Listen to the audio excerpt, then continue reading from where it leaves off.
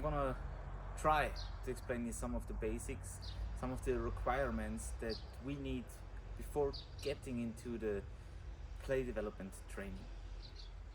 The start can be done differently.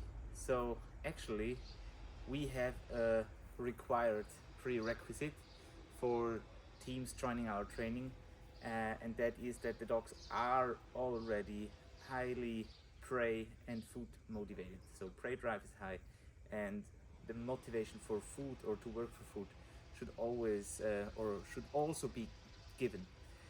But of course, when we get into the training with a puppy, we have to check some things first, so we can't tell yet how high in drive the dog is. So we're going to start slow and present the dog to some new toys that we're going to start the training with. So basically, this is just one possible way of many, and if you want to succeed in this one, then try your best in doing what we suggest. What do we need?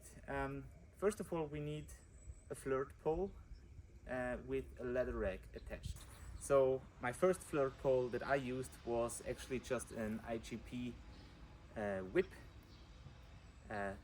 combination of a stick and a whip, leather covered and a little bit flexible. So I just used the loosen end of the whip and attached the leather rag on it. I built this one. I just bought this wooden handle for an X actually, and it looks heavy, but it isn't. So it's actually I'm able to use it very fast, make fast movements, and I've just attached this leather rag onto it. So you can have different kinds of rags. Really doesn't matter which one you use. Preferably for a puppy, use a very soft one, a light one. So this one is a little bit harsher, it's a little bit thicker already. Good thing to do before training the puppy is that you keep the leather in a bowl of water or in a bucket of water, so it gets really sloppy, so the leather can soak in the water, and with that we can pull really hard without hurting the puppy, because the leather is so sloppy that we can just pull it out of his teeth. Of course, also this should be done with common sense. So being too rough with a puppy will cause damage, of course, and we want to avoid that. The goal is that we want to make our dog go through fire for having his toy. So we don't want a dog that wants to play with us. We want a dog who wants his toy. And later on, in combination of us and the toy, the dog will have even more pleasure. But the first need, the first goal is that the dog starts to be obsessed about the toy. So first of all, we are just doing some simple presenting, because in the very first instance the dog might just not know what this is. So actually I even like, again, to present the rag before jumping into the plan without the handle. So I just show it like this, and have the puppy outside with me, and I just make some movements, some prey movements, and obviously if we have making a good choice, a good selection, the dog will feel attracted to the leather rag and will go and bite into it. So this is the first thing. We're just going to play around a little, and nothing too serious. To end the exercise, I like just to take the leather rag with the puppy, hold still until the dog outs, because yet probably the dog doesn't know the command out. So I just wait the dog for out while being passive, and when he outs, I just take it away. Good, and I know that the dog already feels attracted to this one. What now? Dog is on a harness or on a collar, best case with a leash attached. So now I want to get myself out of the dog's view. Why? Because it should be now all about the rag, not about me.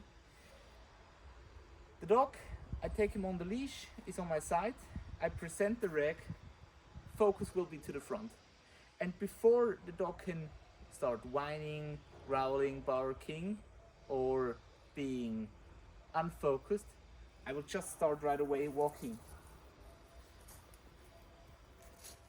I will walk in a straight line, and because I have the dog on the leash, I can handle the dog, I can navigate the dog slowlier and slowlier towards the rag. And you will see that the dog starts to turn the head, open the mouth, and when the dog is just close enough, I let go of the leash. The dog can grab, bite hard, and as soon as the dog has the tuck, I start to pull, very gentle, but continuously, right? So I do like 3 to 5 pulls, and when I see that the dog has not lost it, I will give the dog some time just to hold it, maybe even carry it towards me, but I don't let go of the handle. I then start again to make the prey flee. So I pull it out of the dog's mouth. Important thing is, if this part is the nose of the dog, always try to pull the rag out on the side, never just to the front, because you will break the canines, right?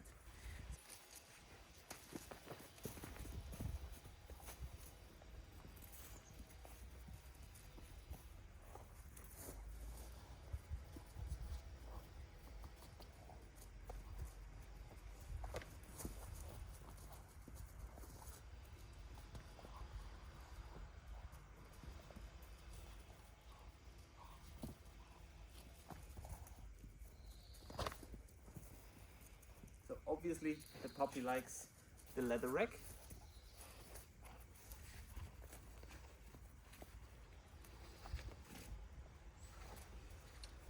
And that's how we disconnect. As already described, we're now having the dog on the leash, presenting the leather rag in front of the dog without us being in the view or inside of the dog. And we just want the dog to focus on the rag, and that's what makes us start the exercise. Back.